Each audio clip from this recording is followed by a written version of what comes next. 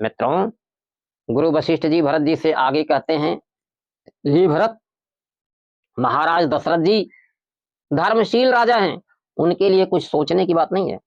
अरे सोचिए विप्र जो वेद हीना, तजी निज धर्म विषय लवलीना। हे मित्रों, वशिष्ठ जी कहते हैं कि उस ब्राह्मण के विषय में सोचो जो अपने धर्म को छोड़ करके विषयों में फंसा हुआ है, स्वार्थ में फंसा हुआ है। तो ऐसा कौन है? आइए उदाहरण से समझते हैं। श्रीमद् भागवत महापुराण के 7वें स्कंद में हिरण्याकश्यप और प्रहलाद की कथा वर्णित है। हिरण्याकश्यप प्रहलाद जी को मारने के लिए अपनी हर उपाय कर लिया और वह परेशान था। उसके एक के बाद एक सभी उपाय निष्फल हो रहे थे।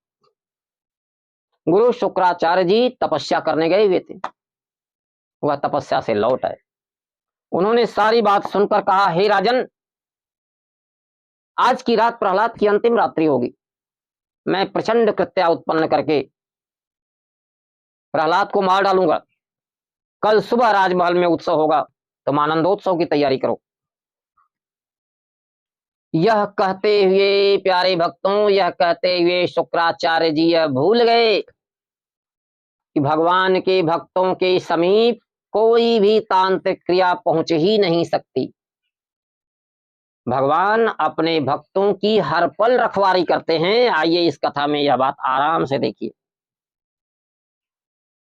गुरु शुक्राचार्य जी को अपनी एक से बढ़कर एक सिद्धियों पर अहंकार था। देवताओं के प्रति उनके मन में द्वेष भावना थी और देवताओं को पराजित करके प्रतिशोध लेने की भावना उनके दिल में निरंतर जलती रहती थी। तो मित्रों, जब भी कोई व्यक्ति अहंकार, द्वेष और प्रतिशोध की ज्वाला में जलता है तो ज्ञानी होकर भी उसका विवेक नष्ट हो जाता है। यहां शुक्राचार्य जी जैसे विद्वान स्वार्थवश, द्वेषवश यह भूल गए कि प्रहलाद विष्णु भक्त है, उसके समीप कोई तांत्रिक क्रिया नहीं जाएगी। यह भूल गए। अपने अहंकार के अज्ञान में अंधे हुए शुक्राचार्य जी यह भूल ही गए और आश्रम में गए। उन्होंने प्रचंड तांत्रिक क्रिया अपने पुत्रों को समझा दी। उनके पुत्र भी पहले से जानते थे, करते थे, पर अब वह आज गुरु शुक्राचार्य के निर्देशन में तांत्रिक क्रिया शुरू किए। गुरु शुक्राचार्य जी अपने दोनों पुत्रों को तांत्रिक क्रिया की पूरी विधि समझा करके, शुरू करा करके अपने साधना कक्ष में चले गए। जाकर के वहां वह साधना करने लगे अपने तांत्रिक क्रियाओं की सफलता के लिए। इधर क्या हुआ? गुरु शुक्राचार्य जी अपने साधना कक्ष में साधना कर रहे हैं। उनके दोनों पुत्र तांत्रिक क्रिया करके कृत्या उत्पन्न कर दिए। अब तांत्रिक क्रिया से जो है भयंकर राक्षसी कृत्या प्रकट हुई। यह हाथ में नंगी तलवार लिए हुए तेजी से दौड़ती हुई प्रहलाद की तरफ गई। भक्त प्रहलाद जी निश्चिंत सो रहे थे। कृत्या उनसे 2 गज की दूरी तक ही पहुंच चुकी थी। प्रहलाद जी के शरीर से एक प्रचंड तेज निकला और कृत्या धड़ाम से पीछे बढ़कर गिर पड़ी। कुछ देर में कृत्या संभल करके उठी, फिर प्रहलाद की तरफ बढ़ी। जैसे ही 2 गज की दूरी पर पहुंची, वैसे ही फिर प्रहलाद के शरीर से एक दिव्य तेज निकला और कृत्या धड़ाम से पीछे जाकर के फिर गिर पड़ी। अब तीसरी बार जब कृत्या उठी संभल कर, तो प्रहलाद की तरफ न बढ़ करके वह पीछे लौटी और दोनों पुत्रों को मारकर अंतर अदृश्य हो गई। अब क्या हुआ? दोनों पुत्र मरे पड़े हैं और प्रहलाद जी निश्चिंत सो रहे हैं। उन्हें कुछ पता ही नहीं। यह तो प्रभु ने भक्त की रक्षा की थी। अब प्रहलाद जी नित्य की भांति सुबह जगे और जगे तो रोज वह साधना कक्ष में गुरुदेव के जाते थे और प्रणाम करते थे।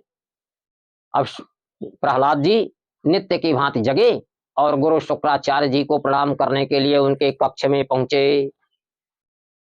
प्रहलाद जी ने शुक्राचार्य गुरुदेव के चरणों में प्रणाम किया और शुक्राचार्य जी प्रहलाद को घूर घूर कर देखने लगे।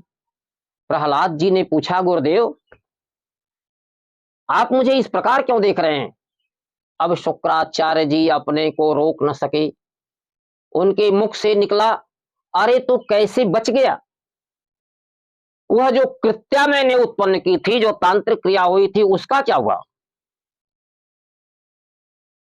और यह कहते हुए शुक्राचार्य जी अपने साधना कक्ष से निकले, दोनों पुत्रों के पास पहुंचे, देखते हैं कि दोनों पुत्र मरे पड़े हैं। शुक्राचार्य जी अपनी संजीवनी विद्या से दोनों पुत्रों को जिलाने का प्रयास किए, किंतु जिला न सके। अब शुक्राचार्य जी फूट फूट कर रोने लगे। अब प्रहलाद जी को अब तक सारी बात पता चल चुकी थी। प्रहलाद जी ने गुरुदेव को ढाढ़स बटाते हुए कहा, गुरुदेव धैर्य रखिए, मैं भगवान विष्णु से प्रार्थना करता हूं कि हमारे गुरुपुत्र, दोनों गुरुपुत्र जीवित हो उठे। और प्रहलाद जी ने भगवान विष्णु से प्रार्थना की, ओम नमो भगवते वासुदेवाय का जप करना शुरू किया। भगवान ने प्रहलाद की प्रार्थना सुन ली। कुछ देर में गुरुपुत्रों के शरीर में चेतना आई और जैसे कोई सोए से जग जाए, उस तरह से दोनों गुरुपुत्र उठ बैठे। अब उन्होंने भगवान विष्णु की और भक्त प्रहलाद की जय बोली। जब शुक्राचार्य जी ने रोका, तब गुरुपुत्रों ने कहा, पिताजी, आपने जिस शरीर को जन्म दिया था, जिस शरीर को पाल पोस कर बड़ा किया था, वह शरीर तो आपकी तांत्रिक क्रिया से नष्ट हो गई। आपकी तांत्रिक क्रिया ने ही उस शरीर को मार डाला, उस जीवन को समाप्त कर दिया। अब हमारा ये जो नया जीवन है, यह तो प्रहलाद जी के द्वारा दिया गया है, इसलिए अब तो हम प्रहलाद की बात मानेंगे, प्रहलाद की जय बोलेंगे और प्रहलाद के पीछे चलेंगे। हारे हुए लज्जित शुक्राचार्य जी सिर झुकाकर इस बात को स्वीकार कर लिए।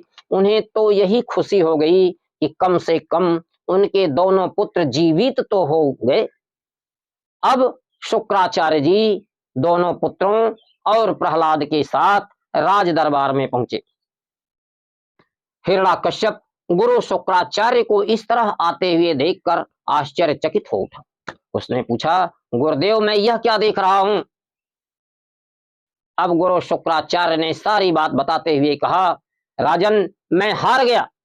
मेरी तांत्रिक क्रिया प्रहलाद के सामने चल न सकी और उसने उल्टे मेरे पुत्रों का वध कर दिया और प्रहलाद ने इन दोनों पुत्रों को जीवित किया है। मैं प्रहलाद के सामने हार गया। मेरे प्यारे भक्तों, इस कथा से पहली सीख तो ये मिलती है कि जब भी कोई अहंकारवश, स्वार्थवश, लोभवश, प्रतिशोधवश कोई कर्म करता है तो उसका परिणाम ऐसे ही उल्टा होता है। और दूसरी महत्वपूर्ण शिक्षा यह है कि जो भगवान के भक्त होते हैं, उनका अमंगल कभी होता ही नहीं। जय श्री कृष्ण, जय श्री कृष्ण, जय श्री कृष्ण।